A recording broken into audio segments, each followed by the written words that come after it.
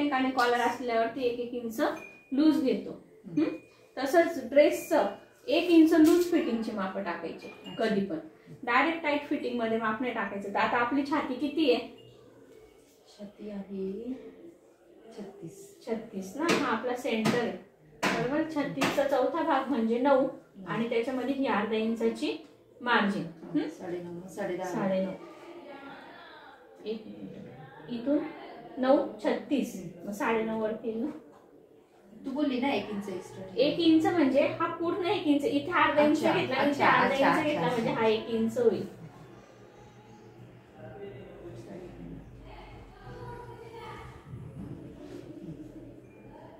इथे पण माप बघायचं. इथे थोडं कमी जास्त होतं ना, थोडंसं इथे साईडला करून घ्यायचं. एकसारखं झालं पाहिजे. आता हे चेक करायचं. 17, 18 आणि 19 बरोबर येते ना फिटिंग आपली. थोडंसं लूज मध्येच ठेवायचं. 22 इंच लूज फिटिंग लागतं ना आपल्याला. आता हा कॉटन आहे म्हणून हा कसला जाणार, म्हणून मी थोडंसं लूज मध्येच ठेवलं. इथून वरतून जिथे फिटिंगची टीप आहे शोल्डरची, तिथून कमर उंची घ्यायची 14.5 आणि सीट उंची आहे 21. लगेच इथे 21 वर टिक मार्क करून घ्यायचं बरोबर. आता आपल्याला काय करायचं, सीट घेराचं माप टाकायचं. सीट घेर किती आहे? 40 10 20 आणि 21. एक साधी मेथड पण अशी पण आहे. तसं पण अर्ध्यात पण घेऊ शकता आणि डायरेक्ट असं पण घेऊ शकता. मग दोन्ही बाजूला एकसारखं माप घ्यायचं आणि टिक मार्क करून द्यायची.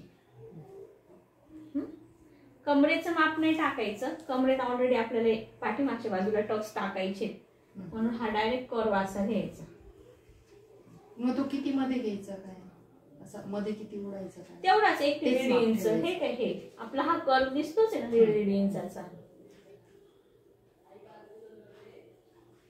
जरी बॅकला टक्स नसेल टाकायचे तर मग सेम कमर घेराचा चौथा आपण टाकून त्याच्यात अर्धा इंचाची मार्जिन जसं इथे टाकलं तसं. म्हणजे जेवढं कमर घेर आहे त्याच्यात 1 इंच लूज फिटिंग घ्यायची. आता आपण घेतलीच आहे ना 1 इंच. हो घेतलीच आहे ना. मग नाही जर समजा आपल्याला हे नसेल टाकायचे, टक्स नसेल टाकायचे तर, आणि थोडासा मग असं मधून कर्व येतो त्याला परत एक. टक्स नसेल तर एक ही फिटिंगची टीप टाकली ना की नंतर थोडंसं अर्धा इंचाचा असं मधून द्यायचा. म्हणजे ऐक ना, टक्स नसेल टाकायचं तर 1 इंच मध्ये घ्यायचं. म्हणजे तो 1 इंचाची मार्जिन ठेवायचीच नाही. नसेल टाकायचं आपल्याला पुढे कंबर बारीक राहतं ना आपलं, त्याच्यामुळे टक्स पण नाही टक्स बॅक साईड आहे. मग इथे लूज आहे ना आपलं एवढं. आता आपलं कमर घेर किती 33 आहे ना. मग समजा इथे बरोबर हे 8 सव्वा 8 इथे आलं पण ही एवढी आली ना आपली अर्धा 5 इंचाची मार्जिन एक्स्ट्रा आलेली बरोबर. एवढं समजलं का इथपर्यंत? हे फिटिंगचे माप 1-1 इंच लूज ठेवायचं. बॅक साईड आपल्याला टक्स टाकायचं आहे. आता इथे दंड घेर किती आहे 16. बाही 16 आहे, दंड घेर 10 आहे. बरं. मग इथे पण अर्धा इंच लूज घ्यायचं 5.5. हा सरळ याला तिरका जॉईन करून घ्यायचा.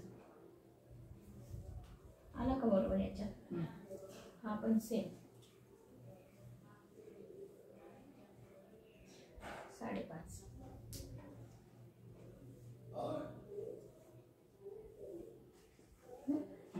मागच्या बाजूला टक्स. पहिले फिटिंग वगैरे सर्व करून घ्यायचं आणि नंतर आपल्याला टक्स टाकायचे.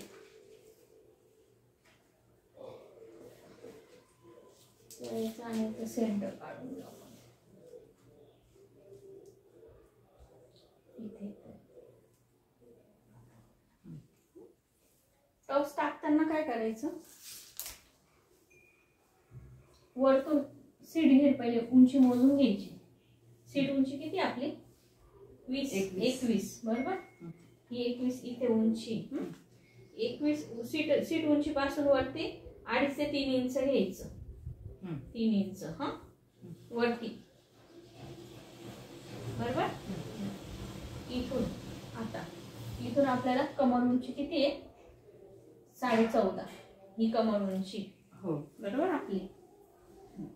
आता आपल्याला टक्स टाकायचा. इथून 4.5 इंच घ्यायचं. हा म्हणजे कमर उंची ते सीट उंचीच्या मध्येच टक्स आला पाहिजे. इथून ओके. वरती घ्यायचा ना तो सरळ. आणि काय का आपल्याकडे सपोज माप नसेल, अंदाजे जर टाकायचं अंदाजे असेल, पण मग हे एवढं मधलं तर घ्यायचं ना 4.5चं. वरती वरती किती घेतला? वरती पण 4.5, अच्छा. खाली पण 4.5.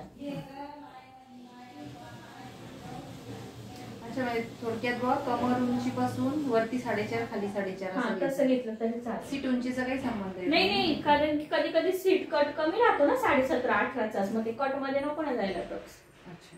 म्हणून थोडासा एखाद इंच तरी कट उंचीपासून वरती वरती हवा, घ्यायचं. कारण की तो कट मध्ये चांगला नाही दिसत. हम्म, हम्म. कळलं का हे एवढं? हो. असं ते टक्स राहणार. फुल, याला फुल टक्स म्हणतात. आणि हा जो आहे हा ब्लाऊजचा हा अर्धा आहे, हा फुल डार्क आहे. बस आता अशी म्हणजे हे असं दाबल्या जाणार, हे इथे फिटिंग मध्ये येणार. मग ते मागचा कपडा कमी पुढचं जास्त असेल? नाही, मग मागे असं पण आपलं डमी पुढे असतं ना, हा. आणि मागून